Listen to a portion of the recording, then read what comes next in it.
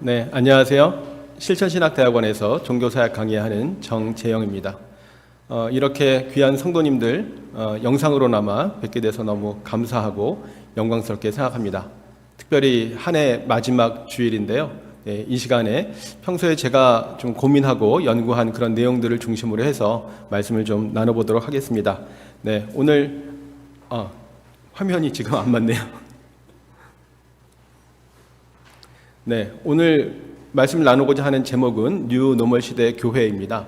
지금 코로나 사태가 어느 정도 안정이 되면서 한국교회가 좀 회복되고 있기는 하지만 이 이후에 한국교회가 어느 방향으로 나가야 될 것인가, 또 우리 성도님들은 어떻게 신앙생활하는 것이 바람직할까, 이런 것들 좀 고민하면서 함께 생각해보는 시간을 가지시면 좋겠습니다. 코로나 사태 이후에 종교에 대한 전망은 크게 두 가지로 나뉩니다. 이른바 낙관론과 비관론인데요. 이런 사회적 재난 시기가 낙관론이라고 하는 것을 얘기하는 것이 좀 이상하게 보이실 수도 있겠습니다만, 그러나 일반적으로 생각해 보면 우리가 여러 가지로 풍족하고 어떤 부족함이 없을 때 종교를 찾지 않는 경향이 있습니다. 우리 성도님들도 하나님을 좀 더 의지하고 찾을 때는 뭔가 좀 어렵거나 부족하거나 좀 결핍이 있거나 병에 걸렸거나 이럴 때이지 않습니까? 그런 것처럼 이런 사회적 재난이 좋은 일은 아니지만 그래도 뭔가 종교에 대해서는 새로운 기회가 될 수 있다. 이렇게 이제 낙관론을 얘기하기도 하고요. 비관론은 이렇게 중요한 시기에 결국 종교가 어떻게 하느냐에 따라서 사람들이 종교를 찾아갈 수도 있지만 오히려 반대로 등을 돌릴 수도 있기 때문에 굉장히 중요한 시기가 되고 있다고 얘기를 합니다.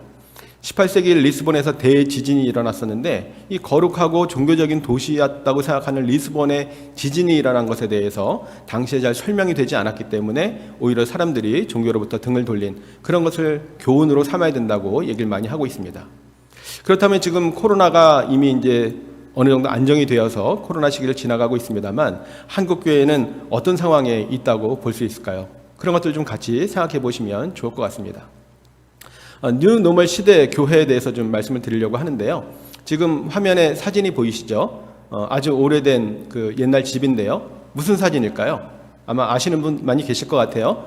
최초로 만들어진 우리나라 교회당입니다. 옛날 집으로 되어 있는데요. 특이한 것은 뭐냐 하면 이 집이 우리 보통 집을 그리면 한 일자로 똑바로 그리는데 꺾여 있지 않습니까?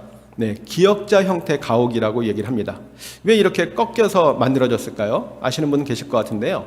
처음에 우리나라에서 이 교회당 건물이 있기 전에는 사람들이 어디에서 모였을까요? 집에서 모였습니다. 성경에서도 다락방에 모였다고 하지 않았습니까? 집에서 모여서 사람들이 예배를 드렸는데 당시에는 이제 유교식 관습이 아주 강했기 때문에 남녀가 따로 모였습니다. 그래서 여자는 여자들끼리 여자 선교사님과 함께 안방에서 모였고 남성은 남성 성도님들이 또 남성 선교사님과 함께 사랑방에서 모였습니다. 그렇게 하다가 이제 우리가 한 가족인데 한 신앙 공동체인데 같이 모여야 된다 해가지고 이제 한 건물을 지어서 모이게 된 것이지만 그러나 여전히 이 유교식 사고방식이 있었기 때문에 사람들이 한 공간에 모이더라도 서로 마주보지 못하게 이렇게 분리를 해놓은 겁니다. 다음 사진에 보시면 이렇게 구분이 돼 있어서 선교사님, 목사님은 가운데 앉아서 남성 성도, 여성 성도를 다 바라보지만 서로 간에는 보지 못하게 만들어 놓은 겁니다. 이 옛날 사람들 기껏 이렇게 예배당 만들어 놓고도 또 분리를 했느냐 하실 수도 있지만 당시 상황에서는 이렇게 한 군데 같이 모인다는 것 자체가 굉장히 혁신적인 일이었다고 말할 수 있습니다. 아주 선구적인 모습을 보였다고 말할 수 있는 것이죠. 이렇게 건물이 세워진 것이 여러 가지로 의미가 있습니다만 저는 사회학을 했기 때문에 사회학의 관점에서 보게 되면 제도화의 길을 걷게 되었다 이렇게 볼 수 있습니다. 우리가 건물이 없이 형식이 없이 틀이 없이 모였을 때는 그냥 하나의 신앙 공동체라고 할 수 있지만 점점 이제 한국교회가 신자 수도 조금씩 늘어나게 되고 조직화되고 제도화되는 모습이 이 건물로 상징이 된다 이렇게 볼 수 있습니다. 시간상 그간에 한 140년 역사를 다 말씀드릴 수는 없습니다만 잘 아시는 것처럼 7, 80년대는 한국교회가 급성장을 했습니다. 폭발적인 성장을 했다고도 얘기를 하고 있고요. 그러나 또 1990년대 이후에 또 성장세가 꺾이게 되고 2000년대 이후에 한국교회 위기 얘기를 많이 하고 있습니다. 지금도 위기 얘기를 하고 있습니다만 이 이야기가 어제 오늘의 얘기가 아니라 20년 또는 30년 이상 된 얘기라고 할 수도 있는 것이죠. 그 이후에 여러 가지 사회 변화가 교회로 몰려 들어오게 됩니다. 4차 산업혁명이라든지 또 여러 가지 포스트 모더니티라든지 이런 것들에 대해서 교회는 어떻게 해야 되는가 이런 논의들을 그동안 많이 했습니다만 최근에 이제 코로나 사태가 엎친 데 덮친 격으로 또 한국교회에 큰 변화를 요구하고 있다고 볼 수 있는 것이죠. 여기에 대해서 교회에 대해서도 여러 가지 다양한 생각들 또 이론들이 나오게 됩니다. 이머징 처치라는 것도 있었고요. 사이버 처치, 요즘에 뭐 온라인 처치, 하이브리드 처치 얘기를 합니다만, 그리고 이제 뉴 노멀 처치를 얘기해야 되는 시점에 와 있다, 이렇게 말씀드릴 수 있을 것 같습니다. 뭐 뉴 노멀 처치라고 하는 것이 신학적으로 정립된 그런 표현은 아니지만 우리가 코로나 뉴 노멀 시기를 살고 있는데 여기서 교회는 어떤 방향으로 나가야 되는가, 이런 것들을 얘기할 시점에 와 있다고 할 수 있는 것이죠. 오늘 성경 말씀에서도 그런 것들을 보여주고 있다고 생각이 듭니다. 방금 읽으신 로마서 12장 1절과 2절에서 보시면 다 많이 아시는 말씀이죠. 너희 몸을 하나님께서 기뻐하시는 거룩한 산 제물로 드리라고 했습니다. 산 제물이 어떻게 드리는 걸까요? 우리 몸을 정말 제물처럼 불살라서 바치라는 말씀은 아니겠죠. 우리의 삶을 통해서 그대로 하나님께 기쁜 제사가 드릴 수 있도록 하는 것이고, 이것이 너희가 드릴 영적 예배라고 했습니다. 제가 신학자는 아닙니다만 찾아보니까 영적이라는 게 어떤 신령한 이런 의미보다는 바른 예배라는 의미가 있다고 하더라고요. 너희가 드릴 바른 예배는 주일날 예배당에서 드리는 예배도 중요하지만 삶으로 드리는 예배가 중요하다고 볼 수 있겠습니다. 그리고 2절에서도 이 세대를 본받지 말고 마음을 새롭게 함으로 변화를 받아서 하나님의 뜻이 무엇인지 분별하도록 하라고 말씀하고 있습니다. 말씀드린 것처럼 급변하고 있는 상황 속에서 어떤 것이 하나님의 뜻일까 하는 것을 찾는 것은 쉽지 않을 텐데요. 저는 말씀드린 대로 이제 사회학의 관점에서 이렇게 좀 풀어볼 수 있을 것 같습니다. 로버트 벨라라고 하는 미국의 유명한 사회학자가 계셨는데요. 몇 년 전에 돌아가셨습니다만, 그분은 교회와 사회의 관계를 한 세 가지로 나눠서 이렇게 설명을 하고 있습니다. 이제 표현은 이제 종교와 사회 진보라는 표현을 썼습니다만, 교회와 사회 이렇게 보셔도 틀리지 않을 것 같습니다. 첫째는 용해라고 되어 있죠. 이것은 교회가 또는 기독교 신앙이 현실 사회에 그냥 녹아 들어가는 것을 말하는 것입니다. 완전히 녹아 들어가면 형체도 없고 본질도 없고 고유성이 사라지겠죠.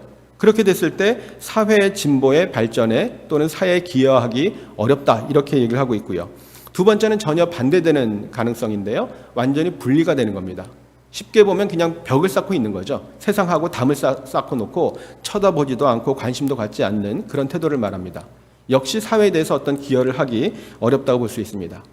세 번째 가능성은 창조적 긴장이라고 되어 있습니다. 이것은 현실 세계와 종교가 완전히 분리되지도 않고 완전히 녹아 들어가지도 않고 어느 정도 거리를 두면서 긴장 관계를 유지하는 것인데, 여기서 어떤 창조적인 가능성들이 생긴다고 보는 것입니다. 우리가 아마 정치에 대해서도 비슷한 얘기를 할 수 있을 것 같아요. 우리 한국 교회가 좀 정치로 이렇게 양분화되기도 하고요. 정치 이념에 따라서 크게 이렇게 다툼이 벌어지는 경우도 많이 있습니다. 그러나 우리가 개인의 어떤 신앙의 양심에 따라서 이 정당을 지지할 수도 있고 저 정당을 지지할 수도 있겠습니다만, 그러나 우리가 무엇보다도 신앙인으로서 신앙이 더 우선시 돼야 되지 않을까요?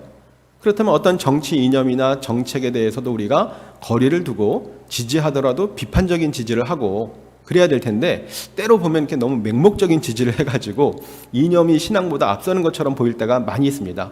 그런 면에서도 주는 어떤 교훈이 있는 것 같습니다. 아래 피터 버거라는 사회학자도 비슷한 얘기한 것을 볼 수가 있고요. 네, 그런데 이제 우리 한국 교회가 우리 사회에서 어떻게 비치고 있느냐 하는 것이 잘 아시는 것처럼 기윤실이라고 하는 단체, 기독교 윤리 실천 운동인데 줄여서 기윤실이라고 얘기합니다만, 이 단체가 사회에서 교회를 얼마나 신뢰하는지를 정기적으로 조사를 하고 있습니다. 벌써 한 15년 전부터 조사를 시작했던 것으로 기억하고 있는데요.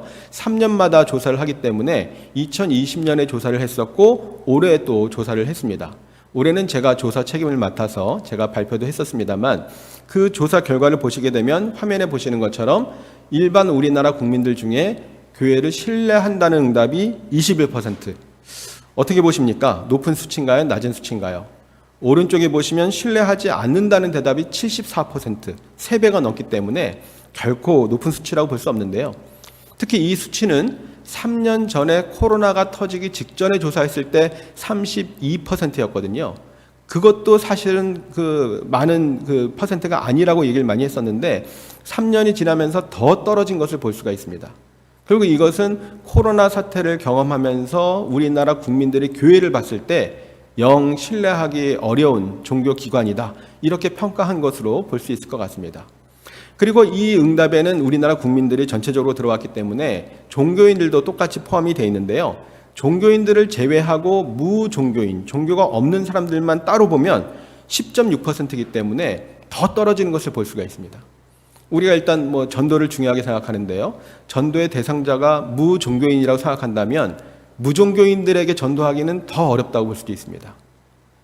그리고 심지어 기독교인, 개신교인들 중에서조차도 신뢰하지 않는다는 응답이 37%가 됩니다. 교회 다니는 사람 3분의 1 이상이 교회를 신뢰하지 않는다라고 얘기하고 있는 참 안타까운 결과입니다. 비슷한 조사라고 할 수 있는데요. 작년에 했던, 저도 참여했던 조사인데, 우리나라 국민들에게 종교 이미지를 물어본 것입니다. 우리나라 보통 3대 종교라고 얘기를 합니다만, 불교, 천주교, 우리 기독교, 개신교를 놓고, 그 다음에 종교와 관련된 수식어, 형용사를 한 20개 가까이 이렇게 제시를 해놓고, 어느 종교와 가깝습니까? 라고 물어본 거예요. 그랬을 때 지금 보시는 것처럼 각각의 종교마다 이제 가까운 이미지가 이렇게 매핑이 되어 있는데요. 지도처럼 이렇게 표시를 한 건데요. 불교와 가장 가까이 있는 거 보이시나요? 포용적인, 상생하는, 보수적인, 친근한, 그리 나쁘지 않은 이미지로 표현이 되어 있습니다. 천주교와 가까이 있는 이미지 한번 보시죠. 진정성 있는, 도덕적인, 헌신적인, 희생적인, 참 좋은 말만 있는 것 같습니다. 옆에 개신교가 있습니다. 보이십니까? 배타적인, 물질적인, 위선적인, 이기적인, 세속적인, 좋은 게 하나도 없습니다. 안타까운 현실을 보여주고 있습니다. 저도 이렇게 사람들 만나면 될 수 있으면 좀 위선적이지 않은 사람이 되려고 하고 좀 덜 세속적으로 살려고 애는 쓰고 있습니다만, 그러나 밖에 있는 사람들이 저를 보고 교회 다닌다고 하면 그냥 저도 똑같이 이런 사람으로 취급을 할 수 있다고 하는 것이죠. 한편에서는 그게 뭐 그렇게 중요한가? 우리가 하나님 앞에 바로 서면 되는 것이지 사람들에게 인정받는 건 중요하지 않다고 볼 수도 있습니다. 우리가 코람데오라는 그런 신학적인 표현도 있지 않습니까? 그러나 우리가 하나님 앞에 바로 서 있으면서 사람들에게 인정받지 못하는 게 가능할까요? 가능하지도 않고 또 바람직하지도 않다고 생각이 듭니다. 아까도 말씀드렸던 것처럼 우리가 전도를 하려고 해도 신뢰받지 못하면 전도하기 어렵습니다. 어떤 사람이 믿지 않는 사람 말에 귀를 기울일까요? 우리가 아무리 예수 구원, 천국 복음에 대해서 얘기를 한다고 해도 사람들이 귀담아 듣지 않을 겁니다. 우리가 아무리 귀한 사역을 한다고 해도, 구제나 봉사 사역을 많이 한다고 해도 그 의미가 반감될 수밖에 없습니다. 그냥 자기 만족을 위해서 하는 거야. 교세 확장을 위해서 하는 거야. 이렇게 생각해 버리면 그 의미가 반감될 수밖에 없다고 하는 것이죠. 제가 여러 가지 연구를 하면서 이런 제목의 책을 보게 됐습니다. 책 제목인데요. 어려운 단어 아니죠? 위에 있는 단어 크리스천이티라고 하는 것은 기독교를 말하는 영어 단어입니다. 우리가 잘 아는 단어로 구성이 되어 있습니다. 앞에는 크리스천이란 말이 있고요. 그 앞에는 크라이스트가 있죠. 결국 이 말은 그리스도를 따르는 신앙이 기독교라고 말할 수 있겠습니다. 그리고 아래에 있는 단어와 대비를 시켜놓고 있는데요. 아래에 있는 단어는 잘 모르시죠? 사전에 없는 말이고 일종의 신조어라고 할 수 있습니다. C.S. 루이스가 처음에 만들었다고 알려져 있는데요. 가끔 영어권 목사님이나 신학자들이 쓴다고 해요. 근데 우리가 아는 단어가 있습니다. 앞에 철치가 있습니다. 그러면 철치안이라는 단어가 없지만 무슨 말일까요? 교회를 따르는 사람, 그들의 신앙을 말하는 것입니다. 그런데 여기서 철치는요, 우리가 생각하는 그리스도께서 피로 값주고 세우신 거룩한 공동체로서의 교회라기보다는 그냥 건물뿐인, 껍데기뿐인, 형식화된, 제도화된 그런 신앙을 말한다고 볼 수 있습니다. 우리가 코로나 시기 동안에 예배당이 이렇게 닫히면서 예배당에 가지 못하게 되니까 굉장히 당황을 하고 어떻게 예배를 드려야 될까 고민도 많이 했었는데요. 그렇게 건물 중심의 신앙생활을 했을 때 생기는 문제점, 그것이 또 얼마나 허무한 것이고 또 바르게 서 있지 못한 것인가 하는 것을 생각해 보게 되는 것인데요. 결국 우리의 신앙은 기독교 신앙인가, 교회를 따르는 교회교 신앙인가 한번 점검해 볼 필요가 있을 것 같습니다. 그런데 우리 주변 환경은 크게 변하고 있습니다. 아까도 말씀드렸던 것처럼 급변하는 시대에 우리가 살고 있는데요. 지금 화면에 보시는 이 사진이 무슨 사진일 거라고 생각이 드십니까? 네, 미국의 유명한 교회 예배 드리는 사진입니다. 예배 드리는 사진처럼 보이시나요? 네, 우리나라도 요즘에는 이런 형태로 교회 예배 드리는 경우들이 많이 있는 것 같습니다. 만약에 20년 전, 30년 전에 이 사진을 봤다면 예배 드리는 사진이라고 생각했을까요? 제가 어렸을 때부터 교회를 다녔습니다. 제가 주일학교도 열심히 다니고 학생회 회장도 하고 그랬는데요.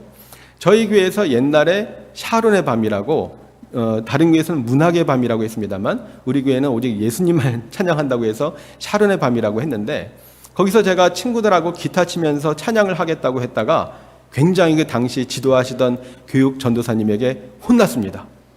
왜 혼났을까요? 그 세상음악 연주하던 더러운 손으로 네가 감히 예배당에 나와서 하나님을 찬양한다고 당장 때려쳐! 이래가지고 무지하게 혼나고 제가 깨갱하고 못했습니다. 나중에 또 하긴 했습니다만 그때는 못했습니다. 나중에 그 전도사님이 목사 안수를 받으시고 경기도 안산에서 개척을 하셔가지고 단독 목회하셨는데요. 교인들이 또 이렇게 100명 이상 모이면서 좀 부흥하기도 했어요. 인사드리러 찾아가서 봤는데요. 강대상 옆에 드럼 세트가 있고요. 전자기타를 치면서 찬양을 하시더라고요. 굉장히 놀랐습니다, 제가. 네, 시대가 세월이 많이 흘렀고 바뀌었다고 하는 것이죠. 제가 그 목사님을 비난하려고 하는 것이 아니고요. 우리의 의식이 변한다는 겁니다. 우리 안에 들어와 있는 악기는 다양하게 변할 수 있고요. 우리가 말씀 그대로 한다면 수금과 비파로 찬양을 해야 되겠지만 그렇게 하지는 않지 않습니까? 요즘 청소년들은 힙합, 랩하면서 찬양을 합니다. 저도 잘 이렇게 받아들여지는 않습니다만 제가 불편하다고 해서 하나님이 안 받으실까요? 그렇게 생각하지는 않습니다. 그렇다면 우리가 좀 고민해야 되는 것은 무엇이냐 하면 이 변화하는 시대에 어떻게 바른 신앙을 가지고 교회는 무엇을 위해서 존재하는가를 생각해 보시면 좋겠습니다.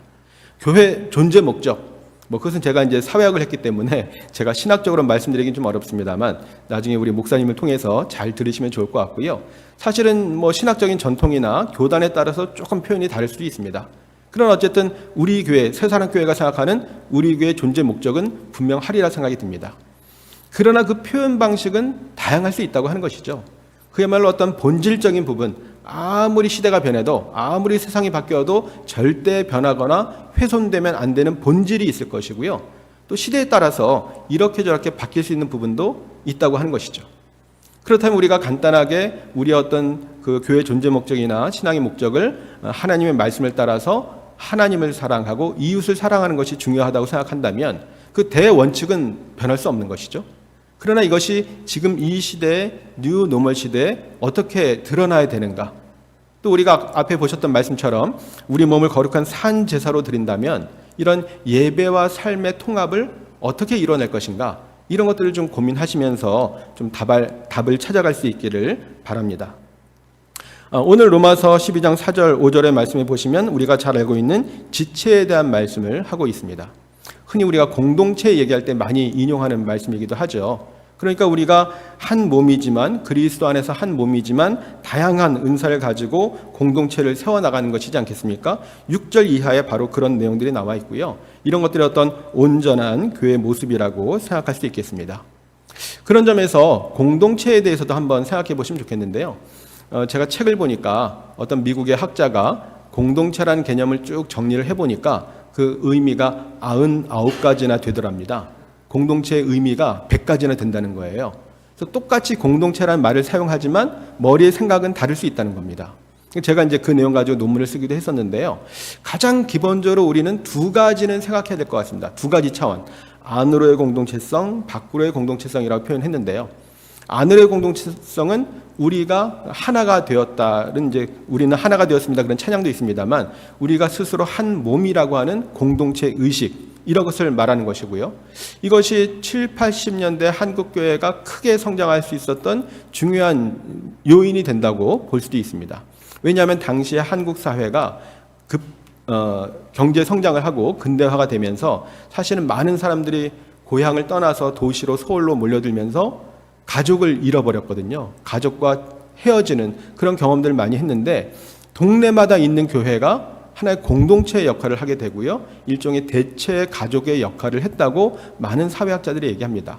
물론 거기에 하나님께서 역사하셨고 다양한 신학적인 요인이 있습니다만 이런 사회적인 요인도 함께 있었다고 하는 것이죠. 그런 점에서 공동체는 매우 중요하고요. 시간상 길게 설명드리긴 어렵습니다만 대규모 모임보다는 작은 규모의 모임에서 공동체성이 훨씬 더 발현되기 쉽다고 하는 것이고요. 존 웨스터호프라고 하는 기독교 교육학자는 250명이 넘으면 공동체를 유지하기 어렵다. 이런 얘기를 하기도 했었어요. 그렇다면 우리나라 교회들 중에 많은 교회가 뭐 500명, 1000명, 10,000명이 넘어가는 교회들이 있는데 이 교회에서 어떻게 공동체성을 유지할 것인가 하는 것도 굉장히 중요한 숙제가 되고 있다고 볼 수 있겠습니다. 그리고 중요한 것은 이렇게 안으로의 공동체성만 중요한 게 아니라 밖으로의 공동체성이 같이 있어야 균형을 이룰 수 있다고 볼 수 있습니다. 말하자면 이제 뭐 두 바퀴를 얘기하기도 하고요. 자동차의 두 바퀴를 얘기하기도 하고요. 뭐 새 두 날개를 얘기할 수도 있겠습니다만 안으로의 공동체성만으로는 온전한 공동체라고 말하기 어렵다고 하는 것이죠. 우리가 흔히 변화산 신드롬 그런 얘기도 하는데요.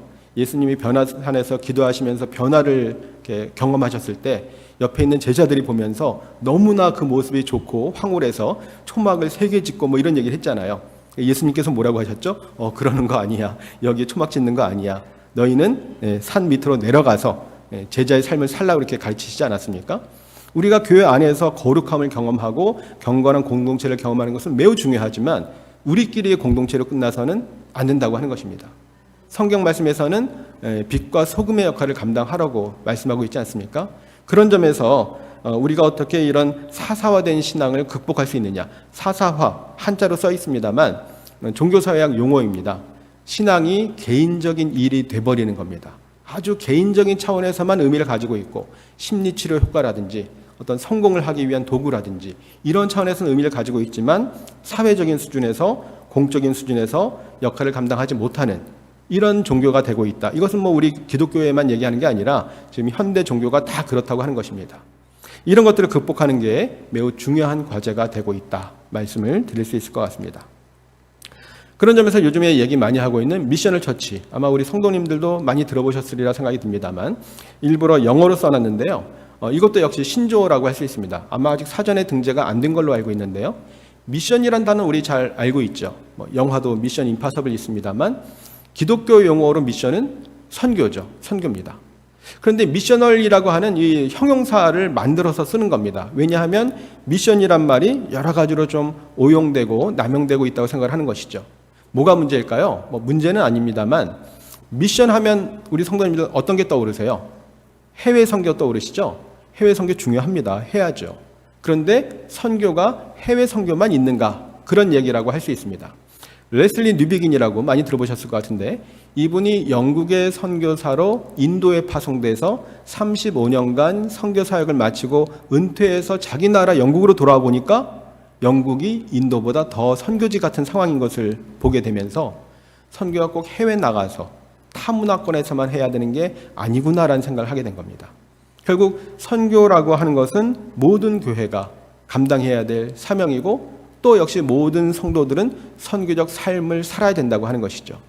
그런 점에서 해외 선교도 우리가 열심히 하고 후원해야 되는 것이지만 또 우리 교회가 더한 이 지역사회, 우리 마을에서 동네에서 그런 선교적 사명을 감당해야 된다고 하는 것입니다. 그런 점에서 교회 구조를 이런 미셔널 그룹의 연합체로 볼 수 있지 않을까 그런 제안을 드려봅니다. 우리 교회도 여러 가지 이제 아까 말씀드렸던 것처럼 제도화가 되면서 하나의 사회 조직, 사회 제도처럼 구성이 되어 있습니다. 변했다고 표현할 수도 있을 것 같고요. 자칫 우리가 좀 비판적으로 얘기하는 관료제적 성격을 가지고 있다고 볼 수도 있습니다. 그래서 위에서 뭔가 지시하면 상명하달, 상명하복 하듯이 그렇게 움직이는 조직처럼 될 수 있다고 하는 것이죠. 그것을 공동체라고 할 수 있을까요? 우리 목사님이 굉장히 중요한 교회 지도자이고 영적인 아비 역할을 하고 계시지만 그렇다고 해서 우리 성도님들이 그냥 무슨 로봇처럼 지시에 따라 움직이는 사람은 아니라고 하는 것이죠. 스스로 하나님 백성으로서의 어떤 그 역할을 이해하고 능동적으로 움직이는 것도 매우 중요한데 이것이 우리가 대규모 집회에서는 쉽지 않기 때문에 각각의 소그룹들이 이런 것들을 이해하고 인식하고 함께 공동체를 세워나가는 이런 것을 생각하면 어떨까 싶습니다. 교회가 큰 교회도 있고 작은 교회도 있습니다만 교회 단위로 어떤 사회 활동이나 사회 참여를 하는 것은 쉽지 않은 일입니다만 또 혼자 하는 것도 쉽지 않고요. 그러나 우리가 둘이서 셋이서 또는 5, 6명이 같이 한 마음을 가지고 구제든 봉사든 여러 가지 사회 활동이나 사회 참여를 하는 것은 그렇게 어려운 일이 아니라고 하는 것입니다.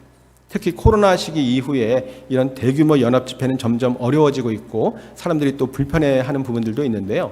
오히려 이렇게 작은 소모임이나 소그룹들이 능동적으로 자발적으로 움직이는 것이 큰 의미가 있다고 생각이 드는데요. 사실 이런 소그룹은 교회 안에서 오랫동안 활성화되어 왔습니다. 장로교는 구역이라고 하고요. 성결교도 그렇고 감리교는 속회라고 하고요. 최근에는 여러 가지 셀, G12 해가지고 가정교회까지 다양한 형태의 소그룹들이 있습니다. 이 소그룹들이 교회 안에서 건강한 공동체들을 세워나갈 수 있다고 하는 것이고요.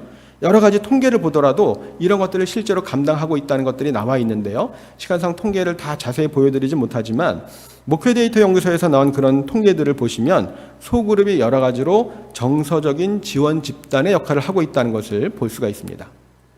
우리가 코로나 블루라는 얘기도 했습니다만 코로나 사태 동안에 여러 가지 무기력증, 침체, 분노, 스트레스 이런 것들 많이 경험했는데 왼쪽에 보시면 이제 그런 내용들이 나와 있습니다만 오른쪽에 보여지는 것은 소그룹에 얼마나 자주 참여하는가를 보여줍니다. 숫자들을 보시면 이게 아주 정비례하는 것을 볼 수가 있는데요. 맨 오른쪽에 거의 참여하지 않는 사람, 그리고 가끔 참여하는 사람, 정기적으로 참여하는 사람에 따라서 보시면 완전히 그 수치가 점점 증가하면서 비례하는 관계인 것을 볼 수가 있습니다. 소그룹에 참여하면서 여러 가지 정서적인 어려움을 극복할 수 있다고 하는 것이고요. 이 통계를 보시더라도 요즘 우리나라 사람들 사회적인 고립이 심각하고 외로움과 고독을 느낀다는 얘기를 많이 하고요. 실제로 고독사도 많이 발생하고 있지 않습니까? 크게 사회적 문제가 되고 있는데 소그룹에 참여하는 사람들은 그런 고립도가 적다고 하는 겁니다. 실제로 이런 여러 가지 어려움이 있었을 때 지금 화면에 보시면 표현들이 나와 있습니다만 이것은 교회적인 표현은 아니지만 일반 사회에서 사회적인 고립도를 물어볼 때 쓰는 표현이에요.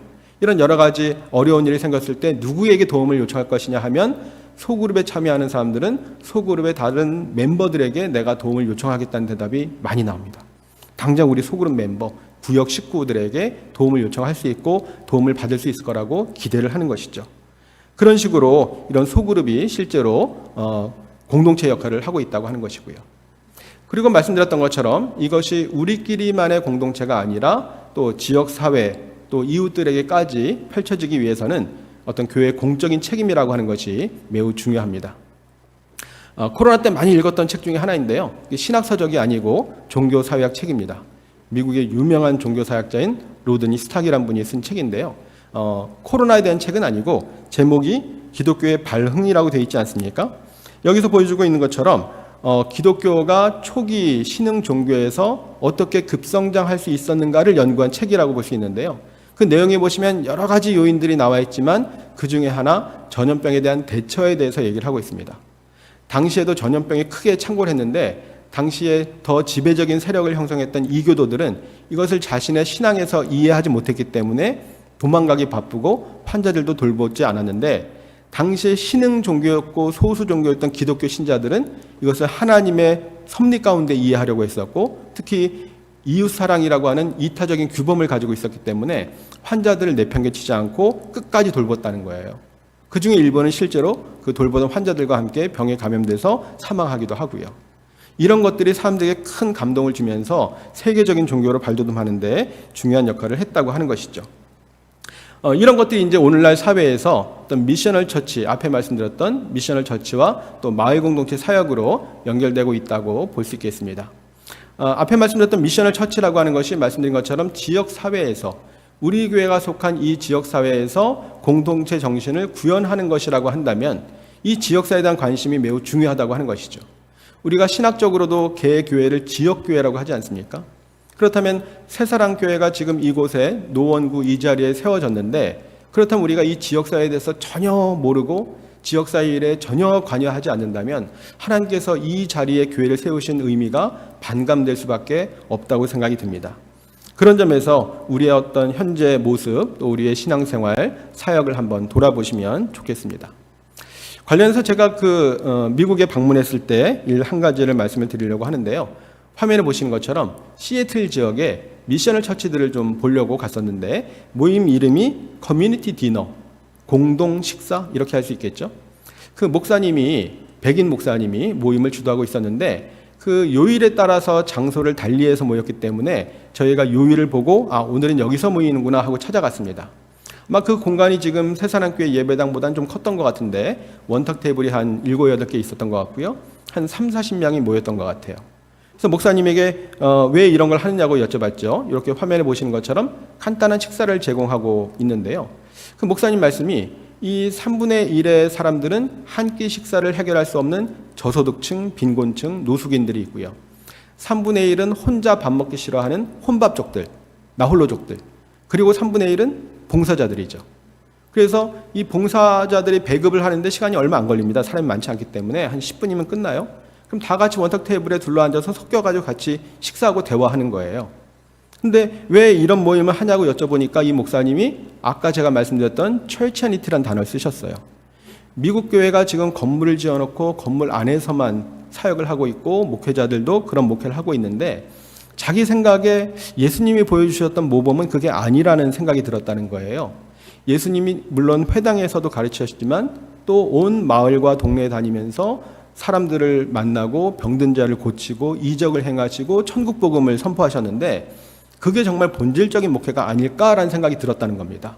그래서 그런 사역을 하고 싶었다고 말씀하시는 거예요.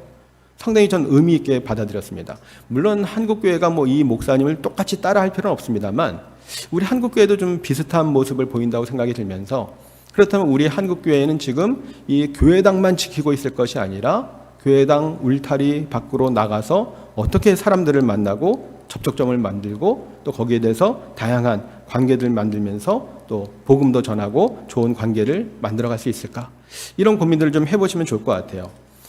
사실 오늘 시간이 많지 않기 때문에 간단하게만 제가 이런 것들을 할 수 있는 참여 원리를 좀 말씀드리려고 하는데요. 첫째는 지역의 필요를 파악하는 겁니다. 당연한 얘기처럼 보입니다만 한국교회가 그동안 여러 가지 사회복지, 사회봉사 많이 했는데요. 때로는 이것이 크게 인정받지 못하는 이유 중에 하나가 지역에서 정말 필요로 하는지 제대로 알아보지 않고 그냥 우리 생각대로 이런 거 하면 좋아하겠지, 이런 거 하면 의미 있을 거야 하면서 우리가 만족해하는 경우들이 많이 있습니다. 예를 들면 요즘에 많이 하는 김장봉사도 그렇고요. 근데 어떤 목사님이 독거노인 할머니를 만나가지고 이렇게 안부를 묻고 그랬는데 김치를 하나도 먹지 않고 세 통이나 그대로 냉장고에 있더라는 거예요. 왜 그런가 보니까 이 할머니가 젓갈 들어간 것은 빌어서 먹지 않는데 다 젓갈이 들어간 김치라는 겁니다. 그래서 젓가락을 들 수 없다고 얘기하시는 거예요. 여러분 어떤 생각이 드십니까? 아이고 없는 형편에 입맛도 까다로우시네.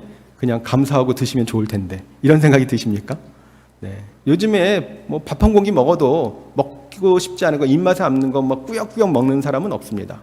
또 우리가 돕는다면 정말 원하는 걸 해드리는 게 맞는 것이죠. 그래서 정말 우리 만족으로 하지 않고 정말 필요로 하는 것을 채워주는가를 좀 생각해 보시면 좋을 것 같고요. 두 번째는 교회 자원을 파악하는 것도 중요합니다. 아무리 원하는 게 있다고 하더라도 교회가 해줄 수 없는 것도 많이 있죠. 능력 바뀔 수도 있고요. 또는 세 번째 나와 있는 것처럼 이게 신앙적으로 바람직하지 않을 수도 있습니다. 그런 점에서 이것이 우리 목사님께서 판단하시기에 목회적으로 괜찮은가, 또 우리 신앙적으로 문제 없는가, 이것을 하나님 나라 사역이라고 할 수 있는가, 하나님이 기뻐하시는 일인가, 이런 것들을 생각하시면서 교회에 적절한 그런 마을 공동체 사역들을 잘 만들어 보시면 좋을 것 같습니다. 참고로 제가 쓴 책이 있으니까요. 나중에 기회가 되시면 자세한 내용을 확인해 보시면 좋을 것 같습니다. 그래서 이런 사역을 하는데도 역시 소그룹이 의미 있게 유용하게 활용될 수 있다고 생각이 듭니다. 우리 교회들마다 이제 소그룹으로 많이들 모이고 있는데요. 주로 이제 교회 안에서 교제를 한다든지 성경 공부한다든지 삶을 나누고 함께 기도하고 굉장히 중요하죠. 그러나 이것이 말씀드렸던 것처럼 우리끼리의 어떤 공동체로 끝나지 않도록 외부 활동을 한번 시도해 보는 것도 중요하다고 생각합니다. 좀 어려우시면, 여의치 않으시면 1년에 한 번이라도, 아니면 분기에 한 번이라도 우리가 외부 사역, 아웃리치라고 하죠. 그런 것들을 한번 계획해 보셔도 좋을 거고요. 또 우리 성도님들 중에 어떤 분들은 이거 정말 내가 의미 있게 정말 좀 책임감 있게 해보고 싶다, 이런 분이 계실 수도 있거든요. 그러면 그런 분들 중심으로 해서 교회 안에 작은 팀을 만들어서 우리가 태스크포스란 말 하죠. TF팀을 만들어가지고 한번 지역 조사도 한번 해보고 우리 지역에 어떤 필요가 있나, 우리 교회는 뭘 할 수 있을까, 이런 것들을 할 수 있는 일종의 기획팀으로 운영하는 것도 좋은 방법이라고 생각이 듭니다. 네, 오늘 제가 길지 않은 시간에 제가 평소에 좀 연구하고 관심 갖던 얘기들을 오늘 로마서 12장의 말씀에 빗대어서 좀 풀어봤는데요. 성도님들께 어떻게 와 닿았는지 모르겠습니다. 우리가 신앙생활을 참 어려운 상황에서도 의미 있게 하기 위해서 많이 노력을 하고 있고 또 우리 목사님도 애써서 목회를 하고 계십니다만 우리가 어떤 방향으로 나아가고 있는가를 한번 생각해보고 점검하시는 시간이 되면 좋을 것 같습니다. 우리가 코로나가 이제 다행히 조금 안정이 돼서 이전 모습을 많이 회복해 가고 있긴 합니다만 그러나 우리가 꿈꾸는 회복이 코로나 이전의 모습 그대로 가져가는 것이라고 생각하십니까? 그때 우리가 해왔던 여러 가지 또 좋지 않은 그런 관행들도 있을 수도 있고요. 제가 오늘 제목에서 표현했던 것처럼 제도화된 형태로 그냥 전통에 따르는 뭐 이런 일종의 악습이 있을 수도 있는 것인데 그런 것들을 그냥 우리가 유지하는 게 꼭 좋은 것은 아니라고 생각이 듭니다. 그런 점에서 우리 신앙을 한번 다시 점검해 보시고 우리 교회는 어느 방향으로 나가야 되는가? 거기서 중요한 것은 교회의 공적인 책임입니다. 하나님께서 우리를 교회로 부르신 것은 우리도 어렵지만 우리도 여건이 좋진 않지만 그래도 우리보다 더 어려운 사람들을 돌보고 또 그들에게 그리스도의 사랑을 베풀라는 뜻일 것이라고 생각을 합니다. 성도님께서 그런 말씀 한번 묵상해 보시고 결단한 시간이 되시면 좋겠습니다. 마치고 제가 한번 기도하겠습니다. 주님의 은혜를 감사드립니다. 하나님께서 기쁘게 사용하시는 새사랑교회에 와서 평소에 제가 고민하고 또 연구하던 내용들로 말씀을 나누었습니다. 한국교회가 참으로 어려운 시간을 보내고 있습니다. 코로나 이전으로 회복이 될 수 있을지 또 앞으로 어떤 방향으로 나가야 될지 많은 고민들을 하고 있습니다. 그런 주님께서 우리를 교회로 부르신 것은 우리끼리 잘 먹고 잘 살라고 부르신 것은 아니리라 믿습니다. 우리끼리만 좋은 공동체를 만들라는 뜻은 아니리라 믿습니다. 우리 주변을 둘러보고 그리스도의 사랑을 필요로 하는 사람들에게 복음을 전하고 또한 주님의 생명의 말씀과 함께 또 필요한 것들을 채워줄 수 있는 그런 교회가 될 수 있도록 주님께서 이 새사랑교회와 함께하여 주시옵소서. 감사를 드리며 예수님의 이름으로 기도했습니다. 아멘.